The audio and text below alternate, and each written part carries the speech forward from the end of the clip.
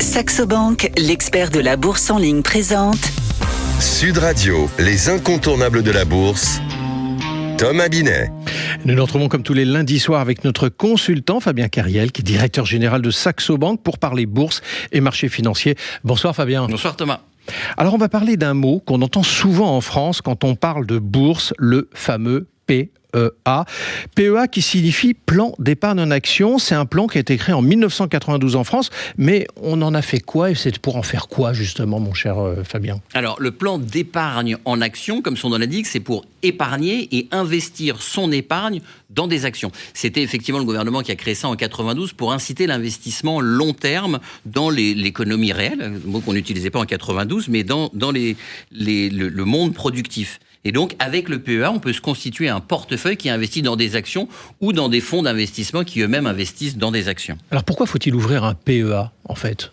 Parce que le PEA, ça permet d'investir dans un environnement fiscal favorable. Ouais. Concrètement, vous ouvrez un PEA, ouais. Et alors au sens fiscal, c'est-à-dire qu'on ouvre son PEA quand on verse un premier euro. C'est au premier versement, donc on a une date d'ouverture.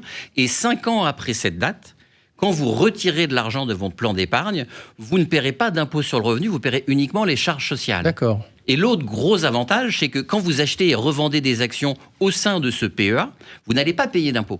Et donc les bénéfices ou les plus-values que vous faites en revendant des titres, vous pouvez les réinvestir dans d'autres investissements. C'est uniquement quand on retire de l'argent qu'on paye l'impôt sur ou les charges sociales dans le cas du PEA après 5 ans. Alors, quels sont les avantages aussi qu'on peut tirer du PEA, Fabien ?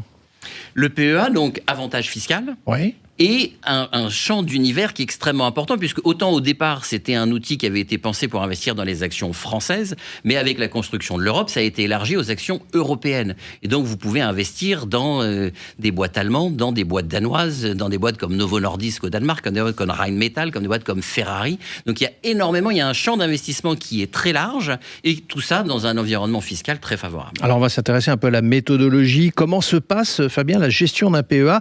Par exemple, si la performance, par exemple, se fait rogner, est-ce que ça ne fait pas perdre un peu d'avantage à ce PEA ? Bien sûr. Ce qui est important quand on choisit effectivement la banque ou le courtier par lequel on passe, c'est de regarder les frais qui vont être facturés sur ce PEA. Il y a 2 types de gestion sur le PEA, c'est ce qu'on appelle la gestion autonome ou la gestion libre. Et donc vous décidez vous-même que vous allez acheter telle action ou tel ETF. Et il y a beaucoup d'ETF qui sont éligibles au PEA, donc qui vous permettent d'avoir une exposition diversifiée. Mais vous pouvez aussi faire le choix de ne pas gérer vous-même votre PEA et de passer par un spécialiste, une société de gestion, donc un gestionnaire qui est agréé par l'autorité des marchés financiers pour gérer votre PEA. Et là, il faut faire attention effectivement à ce qu'on va vous facturer, ou si vous achetez des produits vous-même, de bien veiller à ce que les frais associés à l'achat de ces produits ou à la gestion de ces produits ne soient pas trop élevés, parce que vous ne payez pas d'impôts, mais il faut faire attention à ne pas non plus payer trop de frais. Alors, il faut être vigilant, c'est ce que vous êtes en train de nous expliquer, mais est-ce qu'il y a quand même des inconvénients à garder en tête ? Au-delà des avantages qu'on a pu relever. Il y a des contraintes plus que des inconvénients par rapport à un compte titre. On ne peut pas. Il y a une limite sur le montant qu'on peut verser sur son PEA. On ne peut verser que de l'argent sur son PEA. On ne peut pas transférer des titres d'un compte titre vers son PEA. On peut approvisionner son PEA uniquement en espèces. Il y a un plafond à 150 000 euros. Alors, il y a 7,2 millions de PEA en France, donc ce qui montre que c'est effectivement un support qui est extrêmement populaire. Il y en a quelques centaines de milliers qui ont atteint ce maximum de versement. Donc, on voit bien que c'est un outil qui a encore des possibilités pour plus de 90% des Français qui ont recours à ce PEA. La limite sur le versement et pas de PEA joint, puisqu'effectivement, c'est un PEA par personne et une personne par PEA. On peut avoir qu'un seul PEA et on ne peut pas avoir de PEA joint, mais chacun au sein d'un foyer, les 2 adultes du foyer peuvent ouvrir un PEA. Est-ce qu'il y a un ultime conseil ou un ultime point à voir avec vous sur ce sujet ? Le PEA, comme il est devenu de plus en plus populaire, il y a des règles qui ont été créées. Donc, les frais de transaction sont plafonnés et sont limités par la loi. Les frais de transfert sont plafonnés. Donc, bien choisir son interlocuteur, veiller à ce qu'il respecte les règles et savoir que si on a un PEA dans un établissement, on peut le transférer vers un autre. C'est un process qui peut de temps en temps prendre du temps, mais c'est pas parce que vous avez ouvert un PEA avec un établissement que vous ne pouvez pas en changer.